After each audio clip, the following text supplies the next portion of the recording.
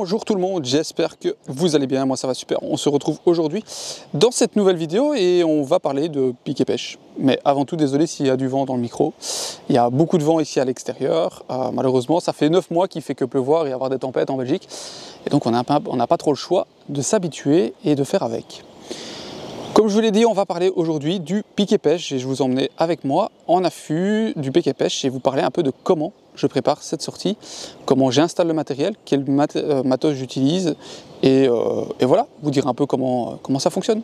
Allez, c'est parti. Voilà, vous n'êtes pas encore tous abonnés à ma chaîne YouTube. Il serait temps de faire un petit pouce bleu, ça fait toujours plaisir à proposer du contenu. Et surtout, à vous abonner, surtout ça, vous abonner, activer la cloche des notifications là, qui est juste en bas. Ça vous permet de recevoir les dernières notifications des nouvelles vidéos, des shorts, mais aussi des lives, parce que je fais aussi de temps en temps des lives où on vient papoter, on vient un peu discuter de photo nature, matos, etc. Enfin voilà, partager juste un bon moment entre nous le soir. Donc d'ailleurs, il y en a un qui sortira bientôt. En tout cas, n'hésitez pas à me suivre aussi sur mes réseaux sociaux comme Instagram et Facebook. Donc un petit pouce bleu aussi là-bas, ça serait bien, parce que c'est là-bas que je partage mes photos et aussi parfois les petites rencontres furtives.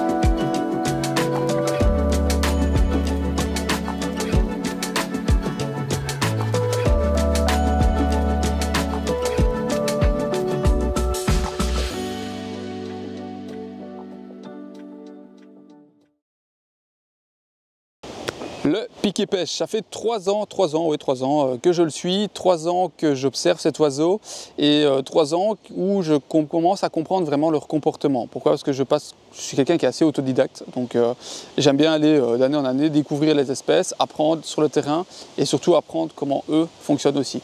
Le pique et pêche, généralement au niveau des loges, c'est pas très compliqué, il va simplement reprendre les loges des années précédentes de d'autres piques ou d'autres oiseaux, simplement, mais aussi créer parfois ces nouvelles. Donc voilà, c'est pas très compliqué. Par contre, pour moi les trouver, en fait c'est simple, je vais attendre que les petits naissent. Donc je vais aller au premier cri et essayer de les trouver à l'oreille. Pourquoi? Parce que j'ai pas envie de créer de dérangement pendant la période de conception des nids. Pourquoi? Parce que si on fait un dérangement, on va simplement les déplacer. Donc là je vais aller, une fois que les petits sont installés, je vais tendre l'oreille, je vais essayer de trouver le nid. Et une fois que j'ai trouvé le nid, on va essayer de comprendre les comportements.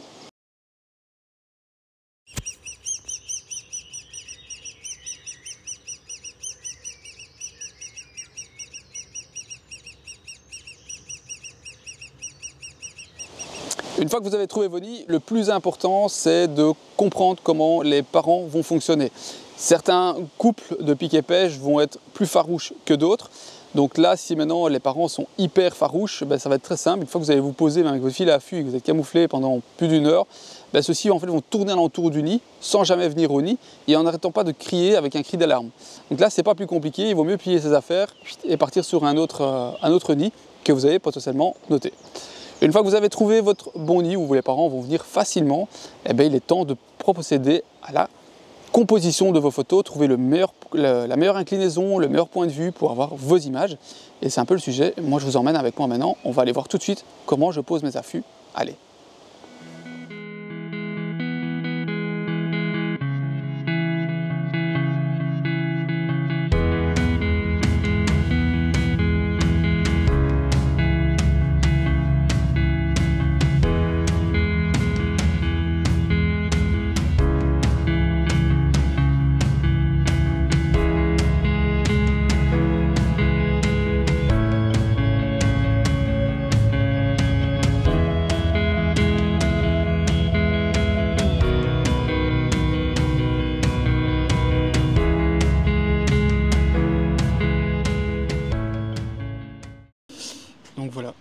peu l'affût au pic et pêche, c'est que parfois on peut attendre plusieurs minutes, voire plusieurs quarts d'heure, même plusieurs heures, avant de voir les parents arriver.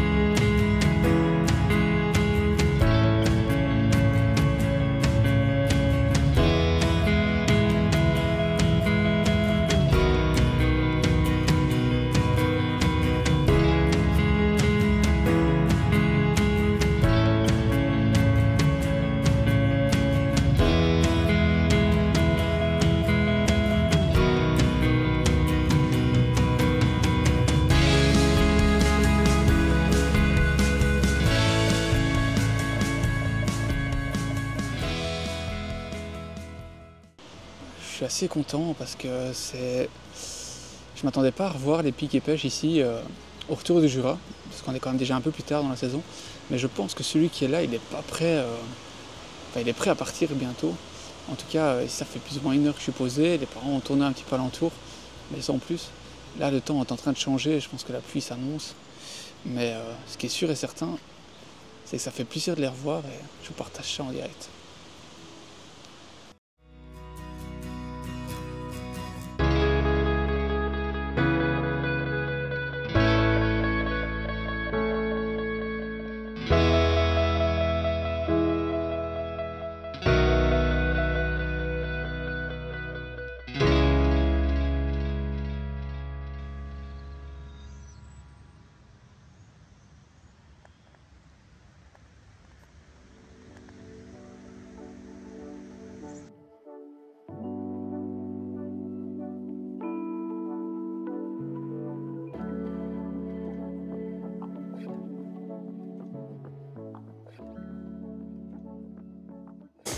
Voilà, on est à la fin de cette vidéo. Je suis dans le studio pour justement vous faire cette clôture parce que j'ai pas eu le temps de la faire sur le terrain. En fait, pour vous résumer, j'ai fait 3 sorties au total, dont 2 où vous avez vu les ralentis avec les parents qui nourrissaient les petits au nid.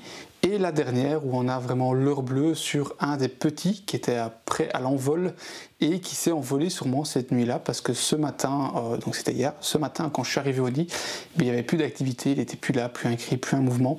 Donc effectivement, il a sûrement pris son envol et place à la liberté et à la vie pour lui. En tout cas, j'espère que cette vidéo vous aura plu et que ce moment partagé sur le terrain vous aura plu.